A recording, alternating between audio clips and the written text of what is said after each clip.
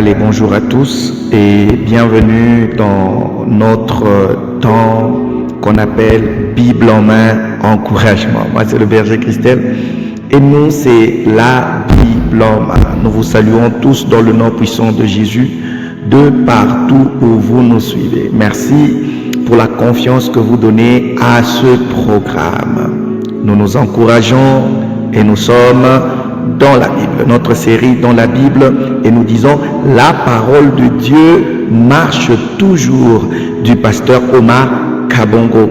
La fois passée, nous avons donné un regard général sur la Bible. Aujourd'hui, j'aimerais par la puissance et la grâce du Saint-Esprit, par le nom de Jésus, j'aimerais que nous puissions un peu regarder sur le ministère de la parole. Le ministère de la parole. Nous commençons directement dans Actes chapitre 6, le verset 4e. La Bible dit, et nous continuerons à nous appliquer à la prière et au ministère de la parole. Pierre a dit ça. Nous continuerons à nous appliquer à la prière et au ministère de la parole. Vous savez, avant de parler vraiment de ce que nous voulons dire ici, il est vraiment nécessaire de catégoriser. Quand on parle de la parole, on peut catégoriser la parole en trois. Il y a au moins trois sortes de la parole qui peut exister lorsque nous lisons la Bible. Par exemple, la première catégorie de la parole, c'est ce que nous appelons la parole dite logos. Vous l'avez déjà peut-être entendu quelque part. Mais c'est quoi le logos? Le logos, en fait, c'est la parole écrite de Dieu qui se réfère principalement à Dieu et à Jésus. C'est la parole écrite de Dieu qui se réfère principalement à Dieu et à Jésus. Ça va? La parole vivante, la parole dite logos est la parole révélée de Dieu qui exprime ses pensées, son caractère, son plan, son objectif et sa personnalité. Je me répète afin que nous puissions tous avoir la même compréhension. La parole dite logos est la parole révélée de Dieu qui exprime ses pensées, 2 son caractère, 3 son plan, 4 son objectif et 5 sa personnalité. 2 Timothée chapitre 3 verset 16, la Bible dit toute écriture est inspirée de Dieu et utile pour enseigner, pour convaincre, pour corriger, pour instruire dans la justice. Soyons toujours prêts à faire des découvertes dans la parole chaque fois que nous la lisons. Chaque fois que nous lisons la parole dite logos, il y a toujours des découvertes. Il y a un enseignement qui peut être là. Il y a une correction qui peut se passer. Et Paul le dit dans 2 Timothée chapitre 3 verset 16. La deuxième catégorie de la parole, c'est ce que nous appelons la parole dite réma, parce que logos c'est tout ce qu'on a eu à parler avant. La parole dite réma, de temps en temps on dit c'est le réma, écoutez le réma, c'est un peu le langage moderne, le langage contemporain ces derniers temps. Quand quelqu'un veut apprécier les révélations de la parole, un disciple va tout simplement dire c'était le réma.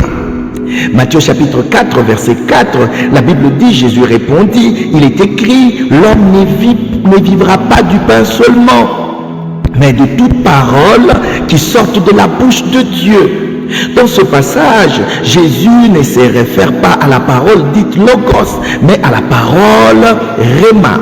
La parole dite, la parole parlée de Dieu. La parole dite, le réma c'est la parole parlée de Dieu. C'est la parole dite de Dieu. Réma, c'est une révélation personnelle de Dieu à vous. Nous lisons tous la parole, nous pouvons écouter tous la parole, mais quand cette parole devient quelque chose qui devient une certaine parole que Dieu vous lance à vous, particulièrement à vous, elle devient pour vous le réma. La lecture et l'étude de la parole écrite augmentent notre capacité à capter le réma de Dieu.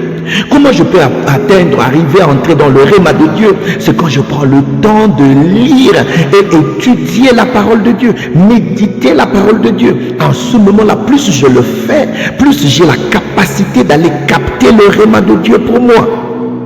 Je veux dire que la parole est dictée, la parole que la Bible, je veux dire que la Bible est dictée par Dieu, mais documentée par les hommes.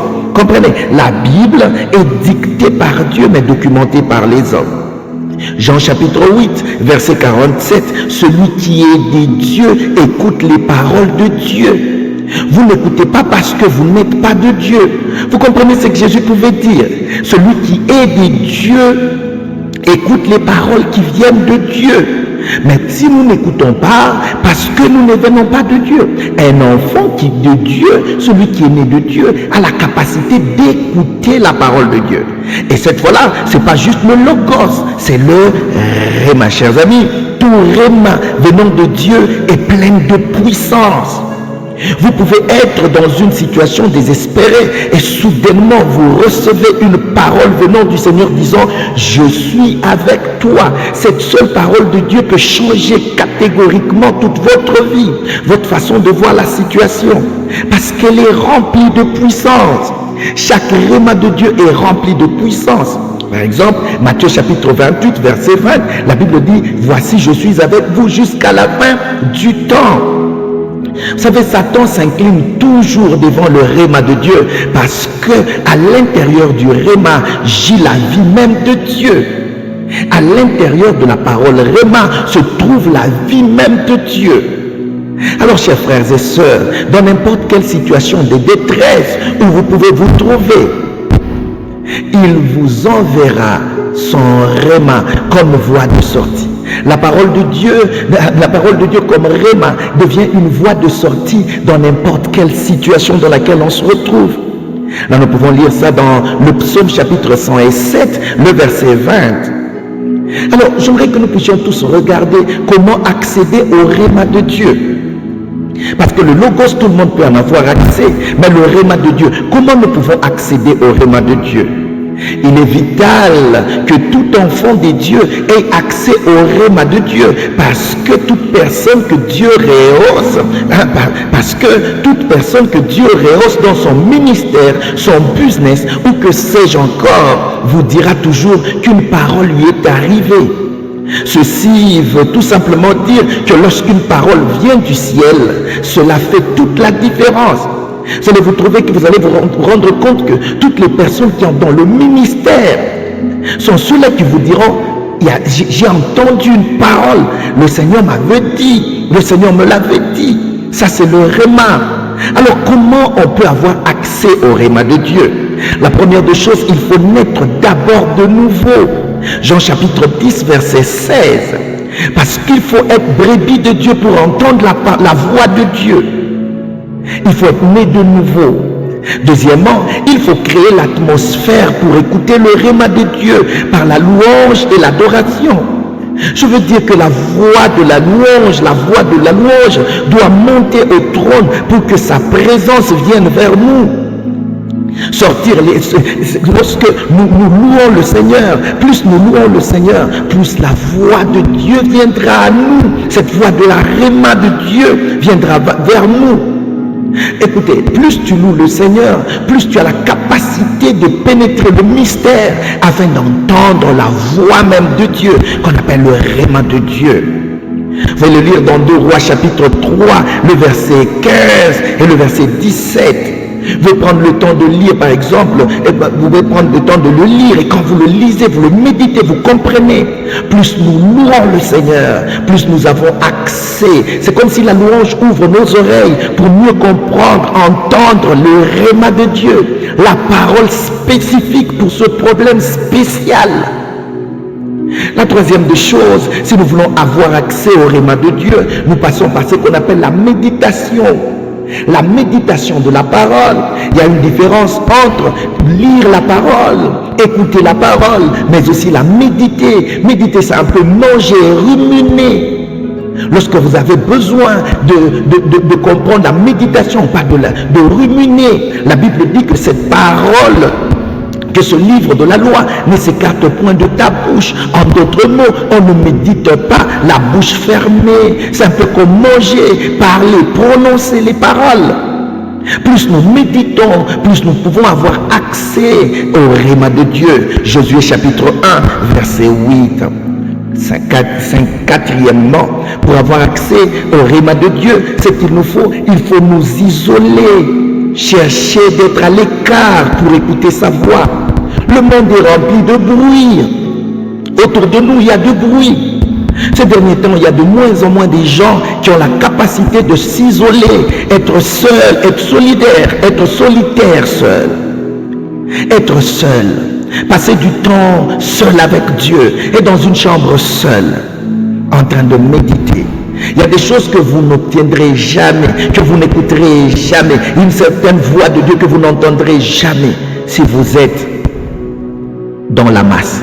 Vous avez besoin d'être seul. 1 Roi chapitre 19, versets 12 à 13, vous pouvez trouver cela. Genèse chapitre 32, verset 24. Jacob demeura seul. Alors un homme lutta avec lui jusqu'au lever de l'aurore. Il lui fallait être seul. Vous savez, ayant ce livre entre les mains, lorsque vous avez la parole de Dieu entre vos mains, peu importe le temps que vous traversez, ouvrez votre cœur à capter la voix qui vous illuminera pour des solutions appropriées, adaptées à votre situation, car sa parole marche toujours. J'aimerais que nous puissions la troisième catégorie de la parole, c'est la parole dite la parole vivante. J'ai parlé de la parole logos, j'ai parlé de la parole rhéma, je vous ai donné comment il faut avoir accès à ça. Pratique, vous pouvez pratiquer. Maintenant cette fois-ci c'est la parole vivante. La parole a une double fonction. Elle vous illumine et vous éclaire.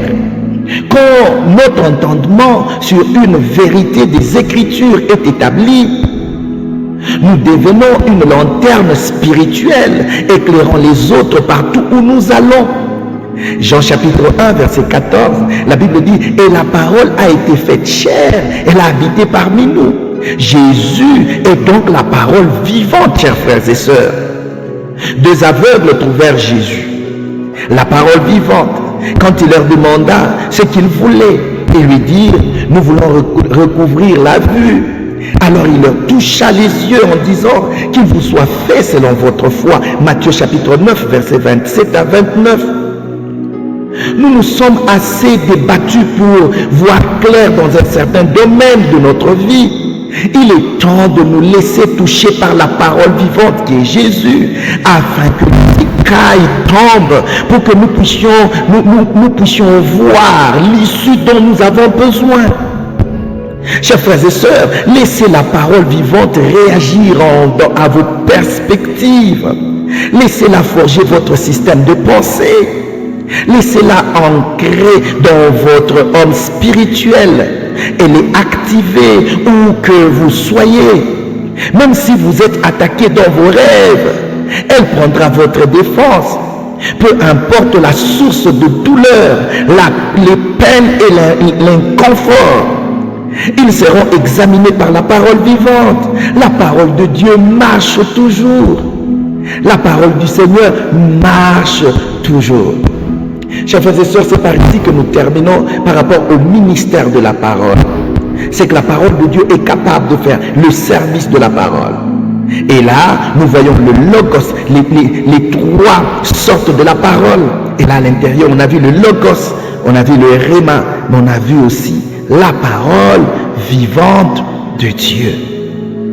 Que le Seigneur Tout-Puissant vous bénisse abondamment.